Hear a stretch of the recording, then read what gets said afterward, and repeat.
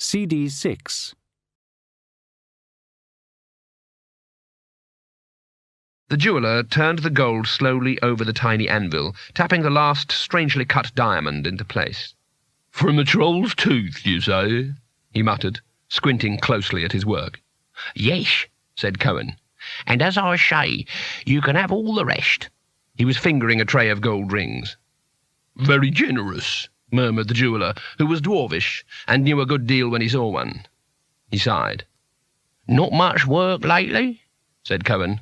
He looked out through the tiny window and watched a group of empty-eyed people gathered on the other side of the narrow street. "Times are hard, yes." "Who are all these guys with the stars painted on?" said Cohen. The dwarf jeweller didn't look up. "Madmen," he said. "They say I should do no work because the star comes. I tell them stars have never hurt me. I wish I could say the same about people." Cohen nodded thoughtfully as 6 men detached themselves from the group and came towards the shop. They were carrying an assortment of weapons and had a driven, determined look about them. "Strange," said Cohen. "I am, as you can see, one of the dwarvish persuasion," said the jeweller. "One of the magical races, it is said. The star people believe that the star will not destroy the disk if we turn aside from magic. They're probably going to beat me up a bit. So it goes." He held up his latest work in a pair of tweezers. "The strangest thing I ever made," he said. "But practical, I can see that. What did you say they were called again?" "Din chewers," said Cohen. He looked at the horseshoe shapes nestling on the wrinkled palm of his hand, then opened his mouth and made a series of painful grunting noises. The door burst open. The men strode in and took up positions around the walls. They were sweating and uncertain, but their leader pushed Cohen aside disdainfully and picked up the dwarf by his shirt. "We told you yesterday, small stuff," he said. "You go out feet down or feet up, we don't mind. So now we gonna get really—" Cohen tapped him on the shoulder. The man looked around irritably.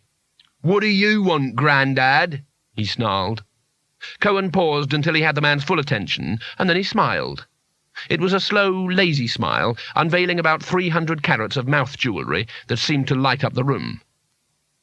"I will count to 3, he said, in a friendly tone of voice. 1, 2... His bony knee came up and buried itself in the man's groin with a satisfyingly meaty noise, and he half-turned to bring the full force of an elbow into the kidneys as the leader collapsed around his private universe of pain. 3, he told the ball of agony on the floor. Cohen had heard of fighting fair, and had long ago decided he wanted no part of it. He looked up at the other men, and flashed his incredible smile. They ought to have rushed him. Instead, one of them, secure in the knowledge that he had a broadsword and Cohen didn't, sidled crabwise towards him. "Oh, no," said Cohen, waving his hands. "Oh, come on, lad, not like that." The man looked sideways at him. "Not like what?" he asked suspiciously. "You never held a sword before?" The man half-turned to his colleagues for reassurance. "Not a lot, no," he said. "Not often." He waved his sword menacingly. Cohen shrugged. "I may be going to die, but I should hope I could be killed by a man who could hold his sword like a warrior," he said.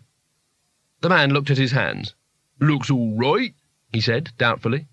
"Look, lad, I know a little about these things. I mean, come here a minute, and do you mind? Right.